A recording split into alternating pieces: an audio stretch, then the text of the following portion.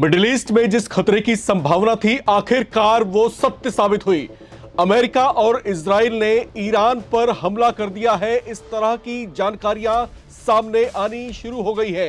हालांकि इसको लेकर के ईरान की जो सरकार है अभी खुल करके बहुत कुछ नहीं बता रही, लेकिन इस बात की पुष्टि कर दी गई है कि ईरान की राजधानी तेहरान में एक साथ कई ताबड़तोड़ हमले हुए हैं। कई सारी मिसाइलों ने वहां पर एक साथ स्ट्राइक किया है। साथ ही साथ एक बड़ा संदेश जो है इजराइल डिफेंस फोर्सेस की तरफ से अपने नागरिकों के लिए जारी किया गया है। मैं आपको संदेश पढ़ के सुनाता हूं। इसमें लिखा गया है, in the last few minutes sirens were surrounded all throughout Israel with an advance instructions alert directly to cellular devices to stay within proximity to protected spaces. This is a protective alert to prepare the public for the possibility of missile being launched towards the state of Israel. The IDF emphasizes that the public is requested to stay in proximity to protected spaces. संदेश साफ है, साफ तौर से कहा गया है कि इजराइल की तरफ से मिसाइलें लॉन्च की जा रही हैं। नागरिक सतर्क रहें, सुरक्षित रहें और अपने आप को कहीं सुरक्षित स्पेस पर ले जा सकते हैं तो एहतियाती कदम उठाना शुरू कर दें। सीधा संदेश है सर, ये बिल्कुल सीधी बात है। जो खबरें वह निकल कर सामने आ रही हैं तेहरान में इस वक्त धुआं ही धुआं दिखाई दे रहा है। पूरे काले गुबार से आसमान छाया हुआ। और बड़ी खबर यह है कि ये ज्वाइंट अटैक इजराइल और अमेरिका दोनों की तरफ से किया गया है। 3 दिन पहले ही एक बयान आता है कि अमेरिका की कमांडर्स की तरफ से स्ट्रेटेजी बनाई गई है कि पहले इजराइल अटैक करेगा और उसके बाद फिर अमेरिका भी उसमें शामिल होगा। तो ये ज्वाइंट अटैक किया गया है इराक से। ईरान का पड़ोसी देश इराक, वहां के बेसिस से यह हमला किया गया। और बहुत बड़ी खबर इस वक्त मैं दे रहा हूं यहां पर कि ईरान के सुप्रीम लीडर खामनेई के दफ्तर के पास हमला हुआ है। जी हां, दफ्तर के पास उनका हमला हुआ है। दफ्तर और खामनेई का घर ज्यादा दूर नहीं है, तो सीधा ये एक बड़ी स्ट्रैटेजिक मूव यहां पर इजराइल और अमेरिका की तरफ से चौंकाते हुए। अमूमन हम राम यही देखते हैं कि रात के वक्त में हमले किए जाते हैं, जब युद्ध की शुरुआत होती है, आगाज होती है, या उसके बाद फिर रिटेलिएशन होता है। लेकिन ये सुबह के वक्त ये हमला किया गया है, खामनेई के ऊपर टारगेट किया गया।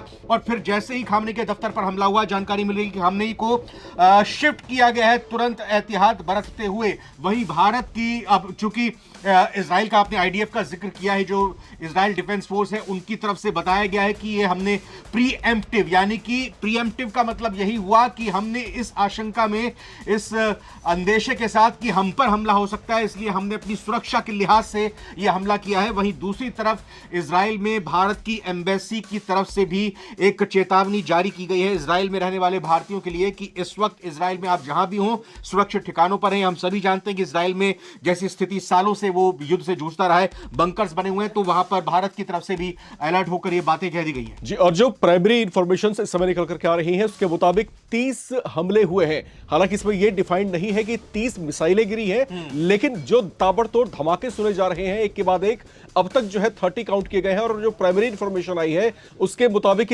30 जो है हमले अलग अलग इंपॉर्टेंट एरियाज में किए गए हैं। सबसे महत्वपूर्ण बात यह है कि राष्ट्रपति भवन जो है, एक धमाका वहां पर भी हुआ है।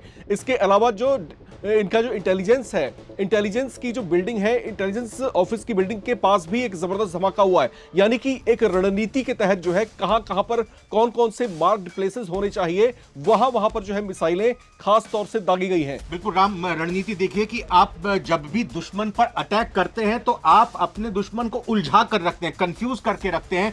आपने दो युद्धपोत वहां पर भेजे इस अंदेशे के साथ कि भाई अटैक आपका वहां समंदर से होगा, लेकिन यहां पर इराक को बेस बनाते हुए अटैक किया गया है। और दूसरी बात यह भी है कि 25 और 26 इन 2 दिनों में प्रधानमंत्री नरेंद्र मोदी इजराइल के दौरे पर थे। और यहां पर मैं एक चीज भी, ये संयोग हो सकता है या कुछ भी हो सकता है, इसको कह सकते हैं, लेकिन हमें घटनाक्रम आप तक पहुंचाना है। चूंकि असदुद्दीन ओवैसी ने भी यह बयान दिया था कि प्रधानमंत्री नरेंद्र मोदी जब इजराइल से लौटेंगे तो उसके बाद ईरान पर अटैक हो जाएगा। यह बात यहां पर भारत से निकलकर सामने आई थी। अब पता नहीं असदुद्दीन ओवैसी साहब को कहां से पता था, उनका अंदाजा था, बड़े बैरिस्टर है, लेकिन इस वक्त यह एक बड़ी घटनाक्रम आ रही है। और कल शुक्रवार के दिन अमेरिका की तरफ से ईरान में रहने वाले अपने तमाम नागरिकों को यह अलर्ट जारी कर दिया गया था कि भाई अब आपको ईरान छोड़ना पड़ेगा, हर हालत में आपको छोड़ना पड़ेगा। ईरान में अपने अमेरिका के रहने वाले लोगों के लिए अलर्ट जारी किया गया और फिर अब आज सुबह सुबह हम बिल्कुल, और ये अंदेशे पहले से बन रहे थे और तमाम समीकरण इसी बात की तरफ इशारा कर रहे थे कि हो ना हो ईरान पर जो है हमला होकर के रहेगा। और जिस तरीके से आपने बताया भी कि ये सरप्राइजिंग अटैक था, और अमूमन इस तरह के जो बड़े हमले होते हैं रात के समय ही अमेरिका करता रहा है, लेकिन इस बार जो है दिन के समय, दोपहर के समय जो है इस तरह का अटैक कर देना जो है ये कहीं ना कहीं बेहद चौंकाने वाला है। दूसरी महत्वपूर्ण बात है कि इसकी टाइमिंग पर थोड़ा सा अगर हम गौर करें, इस समय जो है ईरान के साथ में चीन की जो डिफेंस डील है वो परवान चढ़ रही थी, और ये माना जा रहा था कि DF-17 मिसाइल जो है वो चाइना से जो है एक बड़ी खेप जो है ईरान को रवाना होने वाली थी। आपको मैं बता दूं कि DF-17 वो मिसाइलें हैं जो सुपरसोनिक रेंज की मिसाइलें हैं, जिनकी क्षमता जो है 300 किलोमीटर के आसपास है, और ये खास तौर से इस बात के लिए कुख्यात है कि वो अमेरिकी वॉरफेयर जो बैटलशिप्स जो है उनको जो है उनकी धज्जियां उड़ाने की क्षमता इसमें है। तो यहां पर USS जेराल्ड फील्ड खड़े हैं, इसके अलावा जो है USS अब्राहम लिंकन वहां पर तैनात है।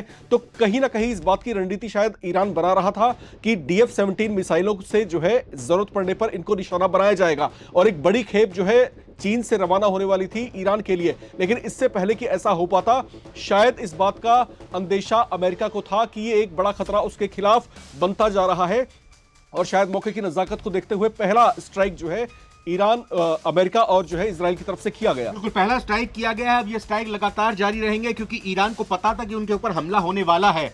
अब हमला ईरान पर हो चुका है, अब आगे क्या हमले लगातार और होते हैं और ईरान का काउंटर अटैक किस तरीके से होता है वो भी देखने वाली बात होगी। लेकिन एक बहुत महत्वपूर्ण खबर आ रही है, देखिए राम, इस वक्त ये जानकारी निकल कर आ रही है कि इजराइल की खुफिया एजेंसी मोसाद की तरफ से ईरान के लोगों को भाई बहन कहते हुए एक संबोधन दिया गया है। आपको बताने की कहा है कि ईरानी भाइयों और बहनों, आप अकेले नहीं हैं। ये मोसाद की तरफ से, इजराइल की खुफिया एजेंसी मोसाद की तरफ से कहा गया कि ईरानी भाइयों और बहनों, आप अकेले नहीं हैं।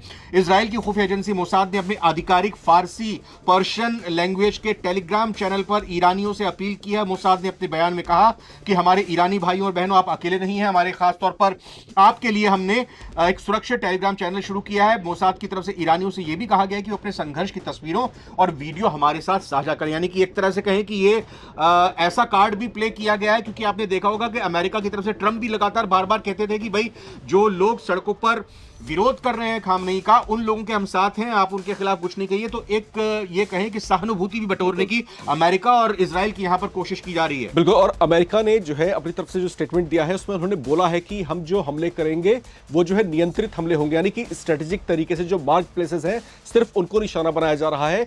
और जैसा कि डोनाल्ड ट्रंप शुरू से ही जो है इस बात को लेकर के लगातार तत्पर रहे हैं, बोलते रहे हैं कि ईरान की जो आम जनता है उनसे हमारी सहानुभूति है, और जो लगातार जो है खामेनेई के विरोध में लगातार खड़े होते रहे हैं।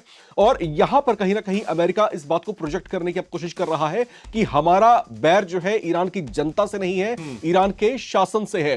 तो अब यहां पर जबकि हमलों की शुरुआत हो चुकी है, तो अब इसकी परिणति कैसी होगी वो देखना जो है। तरह का ईरान का हमला होता है, और जो खबरें आ रही थी कि भाई खामनेई रूस चले जाएंगे, उन्होंने प्लान बी भी बना रखा होगा, ईरान किस तरह से रिटेलिएट करेगा, और क्या अमेरिका और इजराइल मौका देगा भी या नहीं देगा, रूस चीन की क्या भूमिका होगी, सब पर हमारी नजर रहेगी। आप कमेंट करके बताइएगा इस युद्ध को लेकर आपकी क्या राय, क्या प्रतिक्रिया। रमजान के दौरान ही हम ये लगातार कह भी रहे थे नवा टाइम्स पर कि यह हमला हो सकता है। बिल्कुल, और यहां पर जो है रमजान के वक्त ये हमला हुआ है, और बड़ी जो है बहुत बड़ा घटनाक्रम है ये, और जियोपॉलिटिकल इंपैक्ट इसका किस तरह से पड़ने वाला है। फिलहाल इस वीडियो को हम यहीं खत्म करते हैं। अपडेट लगातार अमेरिका और इजराइल की तरफ से ईरान पर किए गए हमले और ईरान की तरफ से किए गए काउंटर अटैक को लेकर देते रहेंगे। फिलहाल इस वीडियो में इतना ही। बहुत बहुत धन्यवाद, बहुत बहुत शुक्रिया।